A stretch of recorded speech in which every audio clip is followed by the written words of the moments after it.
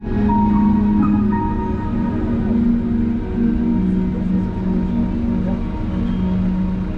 the beginning, the earth was without form and void, and darkness was upon the face of the deep, and the Spirit of God moved upon the face of the waters. And God said, "Let there be light." And there was light.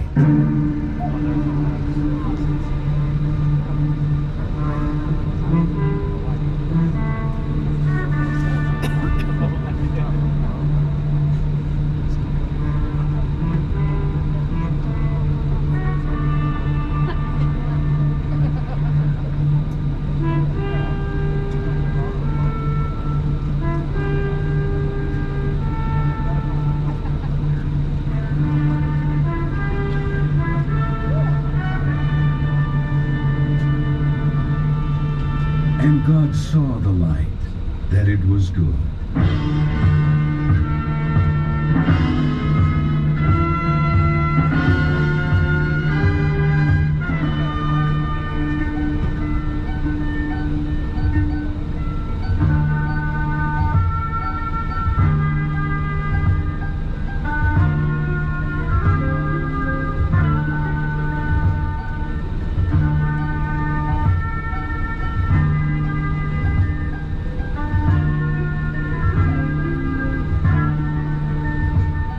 As these shafts of light probe the canyon walls, so we will probe a little of the history, the beauty, and the legends of these canyon lands.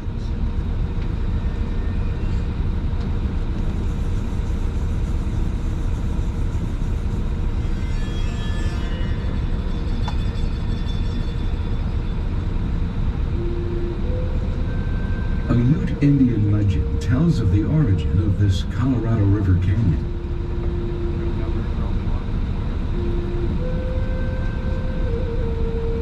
Many years ago, when wise and good men lived on the earth, the great chief of the Utes lost his beloved wife. Day and night he grieved, and all his people were sad. Then the great God appeared to the chief and tried to comfort him, but his sorrow could not be allayed. So at last he promised to take him to a country away to the southwest, where he said his dead wife had gone, and he would let the chief see how happy she was if he would agree to grieve no more on his return. So the chief promised. Then the great God took his magic ball and rolled it before him, and as it rolled, it rent the earth and mountains and crushed the rocks and made a way for them to that beautiful land. It was a trail through the land, and it intervened between the home of the dead and the hunting grounds of the living. And following the ball, which was a rolling globe of fire, they came at last to the spirit land. Then the great chief saw his wife, and the blessed abode of the spirits, where all was plenty, and all was joy, and he was glad.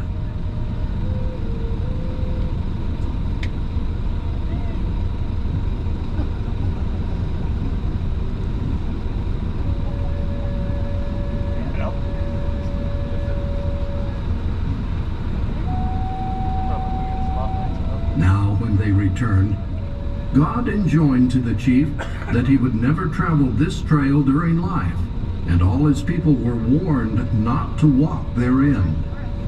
Yet still he feared that they would attempt it, so he rolled a river into the gorge made by the globe of fire, a grand river that would overwhelm any who might seek to enter therein.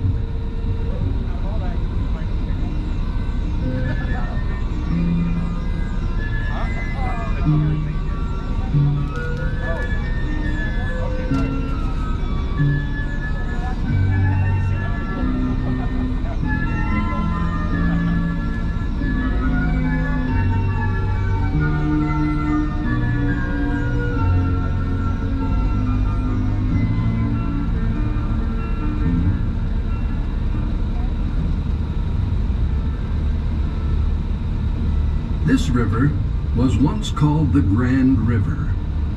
Through an act of Congress in 1921, the name was changed to the Colorado.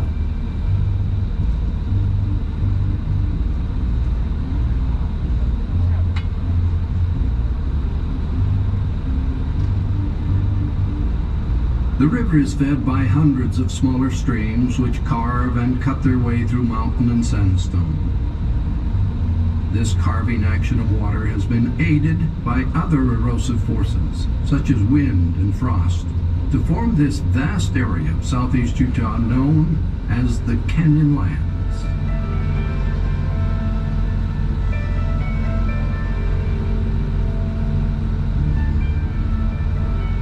Come with us now as we review the procession of events in the making of this storied land.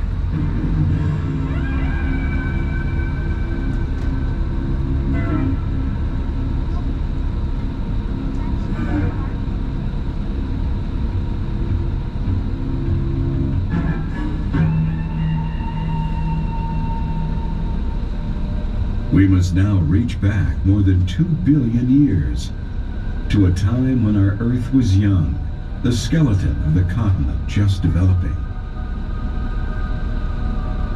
For uncounted eons of time, sediments accumulated beneath the shallow seas until the restless crust of the Earth convulsed.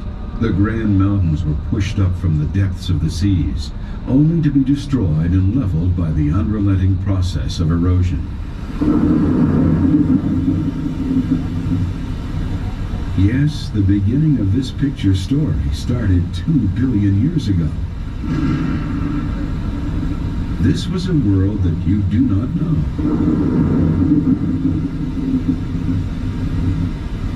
There was no bird song. No animal cried. Only the sound of the restless wind.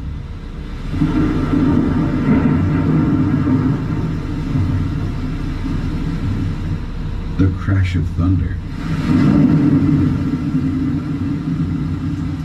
The rush of water to break the eerie silence of a lifeless world.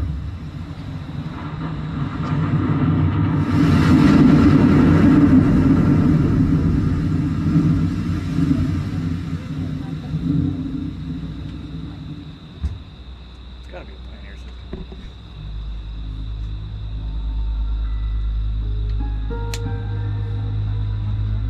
East Alpine? Yeah. And then one day, in the womb of the sea and the open firmament of heaven, life did appear. This life filled the seas and spread upon the land in a period that saw forms as fantastic and as beautiful as any conjured in the mind of man.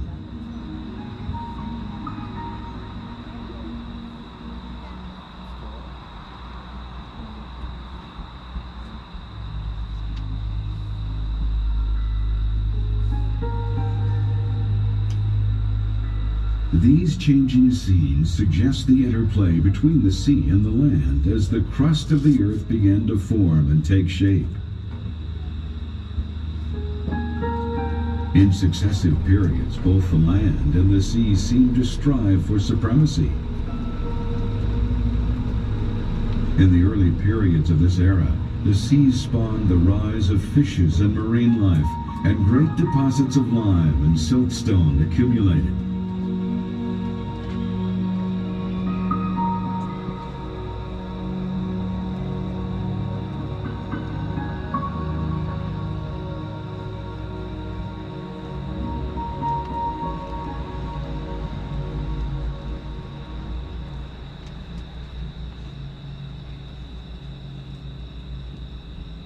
And then the land made its bid for prominence as renewed upheavals of the earth formed the ancestral Rockies. And this transformation pushed the seas back to the Paradox Basin, which encompasses more than 11,000 square miles in what is known today as southeastern Utah and southwestern Colorado.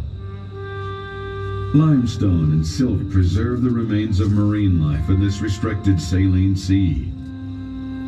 Treasures from this era are now being harvested in rich deposits of oil, gas, and minerals. Gradually, uplift and erosion filled that basin with debris of the highlands, and the seas diminished. And then on our scene, On the newly emerged land come the forerunners of the great reptile dynasty. Then, once again, new seas invaded the area during a still later era, about 200 million years ago. They too were displaced by eroding highlands, the sea against the land.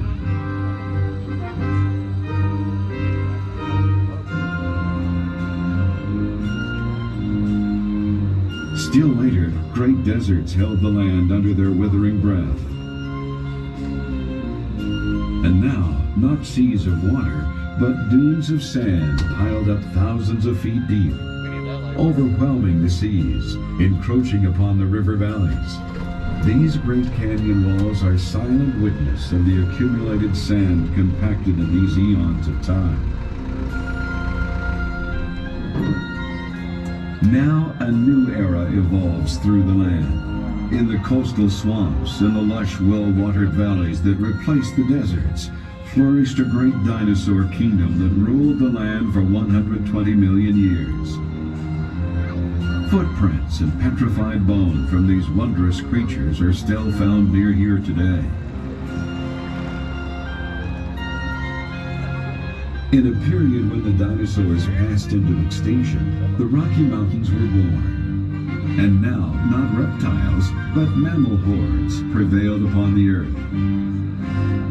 With the upheaval of the Rocky Mountains came untold cubic miles of molten rock spewed from beneath the Earth's surface. Precious metals distilled from these great intrusions are still buried. In the mountains, which were thrust up during this period, springs of water seep from the earth.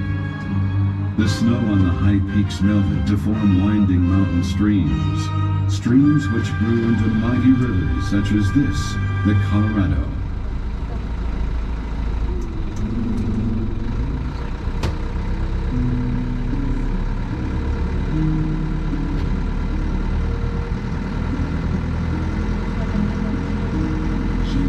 Silently now, we draw the draperies of night upon a spent day, leaving the memory of the past with only these undulating silhouettes to tease our imagination with the prospects for a day yet unborn.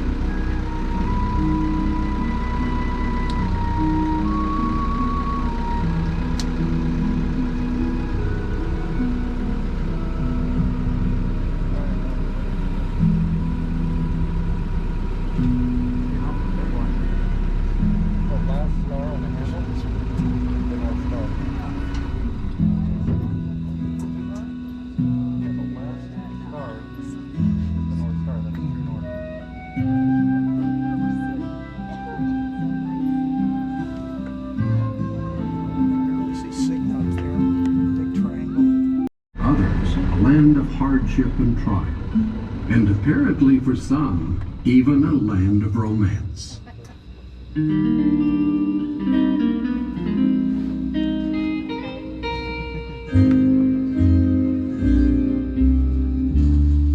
Moonlight on the river Colorado. How I wish that I were there with you. As I sit and find each lonely shadow, takes me back to days that we once knew. We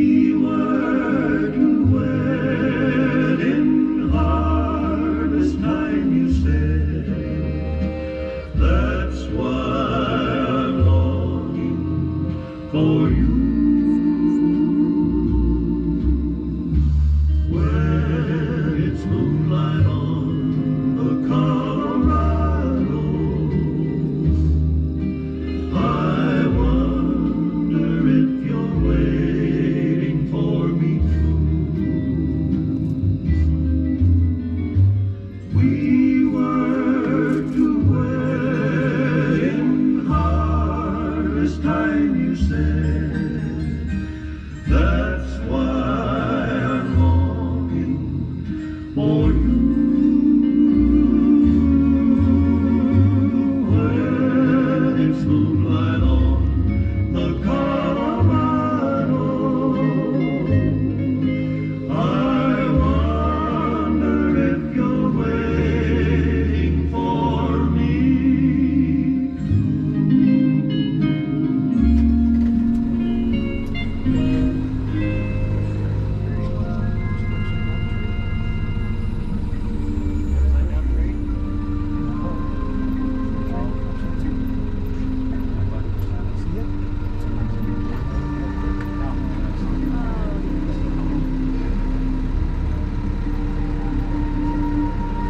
As the number of settlers increased in the valley, a committee was chosen to consider the many proposals for a new name for the community. William Pierce, a student of the scriptures, suggested the name Moab, for this, like the biblical land of Moab, was indeed a far country. Far to those who had traveled many weary miles enduring miseries of the hot sun and rugged terrain, the daily hazards of attack by Indians, and sorrow of loved ones left buried along the trail. The people agreed Moab was the chosen name.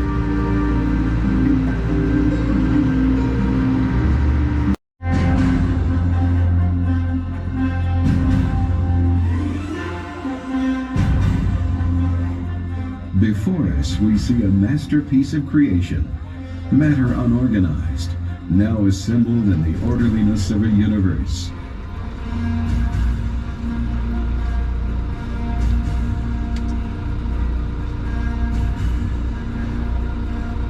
By the guiding hand of the Creator, light and darkness were separated. The land and sea were set apart, and in the mighty upheavals the treasures of earth are made available.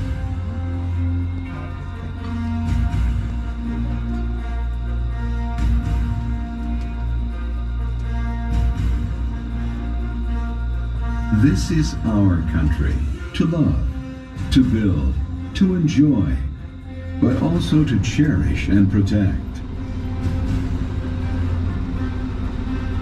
There may be higher mountain ranges, vaster deserts, longer or wider rivers. There are other areas of the world with variety of color. There may be canyons as deep. But we know of no place on earth where all of these features are found all within one area.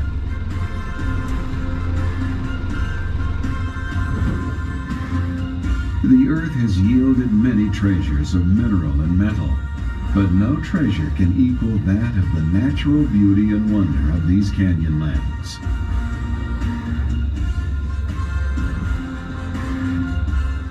It is a gift from God to all of us to be preserved, cherished, and loved.